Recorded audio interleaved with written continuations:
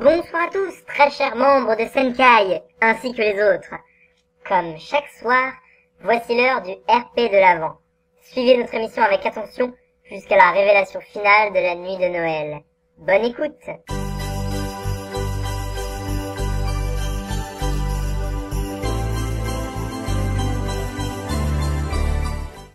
Hayato trembla tout au long du combat titanesque qui opposa Rock Lee au Bijou, et ne put s'empêcher de pousser un soupir de soulagement alors que le démon s'écroulait, vaincu. Quelle ne fut pas sa surprise lorsque Rock Lee s'effondra à son tour, après avoir fanfaronné comme à son habitude. Il se rua à l'extérieur pour l'aider, et tenta tant bien que mal de le relever.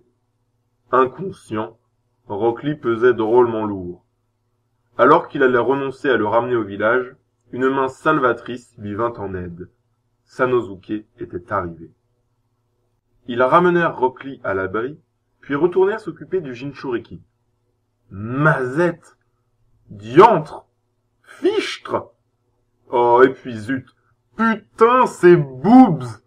La taille des seins de la Jinchuriki était juste incroyable, au point que la mine renfrognée qu'Hayato put voir sur le visage d'Hanako avait tout de la jalousie profonde. En même temps, n'importe quelle femme normale pouvait envier la généreuse poitrine de la Kunoichi. Ses vêtements semblaient l'identifier comme venant de Suna, ce qui confirmait ce que le jeune garçon pensait avoir entendu avant de voir le démon apparaître. Sanosuke semblait encore concentré sur les attributs de la jeune femme et restait debout, pensif. Je me demande si...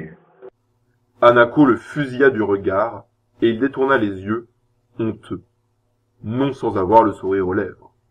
Au lieu de la mater, bande de salpans lubriques, aidez-moi à la ramener au chaud, elle va mourir de froid.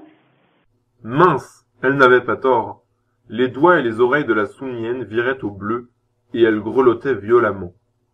Ils se mirent à trois pour la transporter rapidement, Sanosuke s'occupant des jambes, à la demande d'Hanako, allait savoir pourquoi, et ils purent discuter bien au chaud quelques minutes plus tard, chez Sanosuke.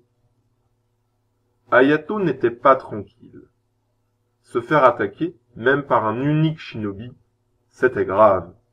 Surtout si c'était un Jinchuriki.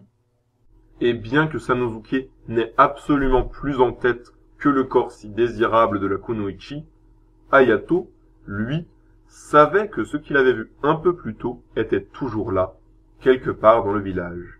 Et il n'était définitivement pas tranquille.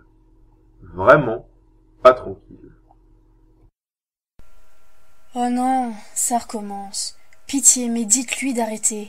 Vous voulez faire chanter mon village, c'est ça? Jamais je ne céderai. Suna ne se pliera jamais, salaud. Ferme-la, biatch! Hayato se retourna vers la Sunienne qui s'était réveillée, puis vers Hanako, traumatisée à vie.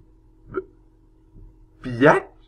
Ce nom sonnait comme un blasphème dans la bouche de son sensei. Elle devait vraiment la détester. Il n'aurait pas pensé qu'elle complexait à ce point. Vu comment Rocky t'a explosé, t'es pas en droit d'exiger quoi que ce soit, ok? Calmez-vous! Naruto n'aurait jamais voulu que tu te comportes ainsi. Et Kyuji encore moins. Ils reconnurent avec joie le timbre de la voix de Lee, et purent constater qu'à défaut d'être en pleine forme, il allait manifestement mieux. Hanako se tut, vexée. Hayato pensa qu'elle savait sûrement que Rock Lee avait raison, quand bien même elle ne l'admettrait pas devant la biatch. Il n'arrivait toujours pas à s'en remettre. Bon, dis-nous ce que tu fais ici. Personne à Konoha ne cherche querelle à ton village. En tout cas, pas que je sache.